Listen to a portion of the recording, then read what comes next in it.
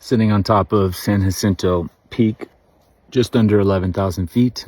Last time, I've only done this 3 times. The last time was like 6 or 7 years ago. This year was the easiest, which is a good marker for just my overall life, how I've been living. Not just training, because more affects physical, no matter how adept you are and keen you are physically. There are other things, and I'm more wise than I've ever been in 7 years, right?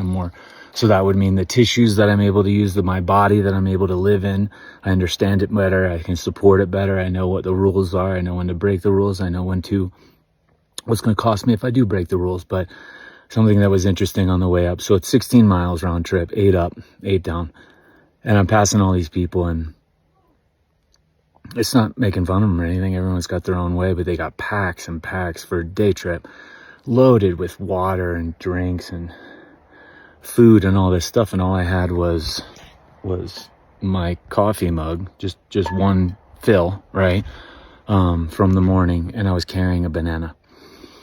And I got more laughs that's all I had. Oh, and I'm not wearing socks, and I have no pack, and I'm wearing like cotton shirts, cotton t-shirt underneath, and board shorts, and it's coffee and a banana. Oh, good luck. It's like, all right, okay. And then I love it, just a cup of coffee. That's all you got? Do you need anything? These are all separate people. No. Well, the water's flowing, so you should be able to pull from the streams. It is dry out. It is. And I'm like, yeah, it'll be a nice little challenge. Thank you, though. And they're all considerate. It was all kindness, and I couldn't give a shit if they were judging me anyway. But it just gets me thinking, like, this is where we are now. Let me just state this.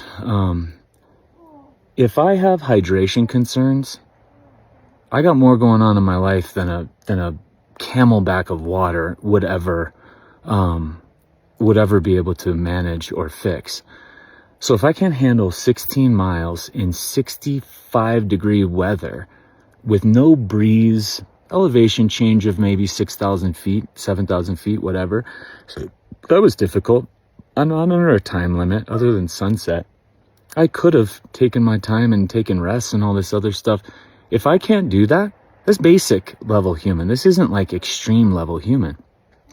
And so the amount of stock we put in water, that's another thing too, that from an investment standpoint, if I am going to consume a drink, it's going to have a return of investment. It's going to be not pennies.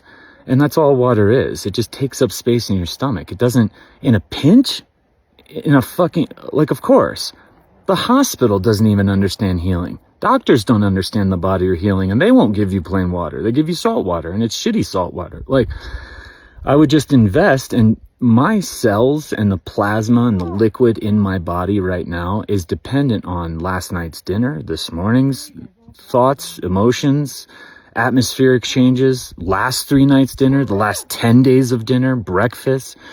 Like, I've got more fucking fluid in my body right now than any amount of water would ever be able to bring in, because I invest wisely when I consume. Now, have I brought drink on these hikes before? Sure.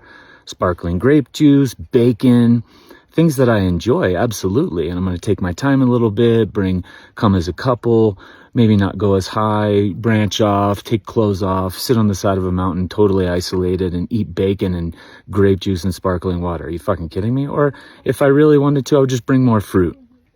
But the whole concept of like hydration and water, and that it's so dangerous. Like, first of all, if I have any emergency going on in my body right now, water is my least concern as far as where I'm going to look in my lifetime. And that was the thing. I could have consumed more on the way up. I didn't. I put myself in a position to challenge myself. And when you understand your body, you understand where it's getting its fuel from and what it's pulling from and what is an emergency and what isn't. But the whole hydration concept is just absolutely fucking hilarious. And I literally passed about 9 people, and every single one of them were so concerned because I had a cup of coffee and a banana. And again, I'm concerned for them that they would think that water even does anything, or if they've got body responses that they need water at any time to satisfy something. I got so many questions around what's going on in their life. So you want to invest wisely. That's, again, I just look to, since energy is our biggest asset, I look to invest in my energy as much as possible, and I don't fucking waste it. That's why I don't drink plain water, and I don't jog, and I don't stretch. Like, if I'm going to do something that's going to take up my energy, I'm going to do something that's going to invest and compound that energy back into me. And then you're able to hike 16 miles with a cup of coffee and a fucking banana. 7 years after, 7 years older, 7 years later. And so, again, with the rules of basic physiology, next time I do San Jacinto Peak, it should be easier.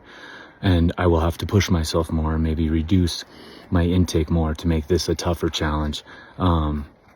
Because right now it was good. It was just the easiest it's ever been, showing what my state is, and that's cool. I'm pleased. Nice challenge. But now I gotta go more, right? I have to challenge myself more. This was a nice mark, 16 miles. I still gotta get down the mountain, actually. I still got 8 miles to go. So, but down's always easy. You can just kind of skip around on down. The Gatorade actually looks nice. I'm hungry. I want sauteed string beans over rice. I want walnuts with homemade caramel sauce. I want root beer. Some facts on hydration. Water is a poor investment for life, nutrition, hydration. And if you've got true dehydration concerns, you've got some serious stuff going on in your life. If you've mentally considered yourself dehydrated, you have some stuff going on in your life you got to look at. But these bottles and bottles and bottles and gallons of shit, you cost more energy carrying the fucking thing than you would what you're getting back from it. It doesn't even, you're net negative. Let's just say that. But you mentally feel like you did something. So, but I will say that mountain stream felt good on my head. It's pleasant. And if there was a stream, I'd jump in it, but I wouldn't feel the need to drink it. I'm not at that level. I would drink my own blood or my piss before I drink plain water. All right. Bye.